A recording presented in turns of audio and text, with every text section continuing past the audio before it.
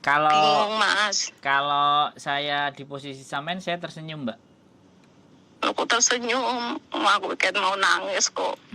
Ya, buat saya ya sampean boleh nangis, tapi nangisnya sejam aja lah, jangan sampai lebih dari sejam. Jadi makanya saya berharap setelah nanti sampean telepon saya berharap bahwa gini loh, pekerjaan itu tidak ada yang mengandung resiko. Satu itu ya, tidak ada yang mengandung resiko. Sampean mau deret-teret anak yang kiri, anak yang kanan, anak yang depan, anak yang Iya, belakang, ya kan?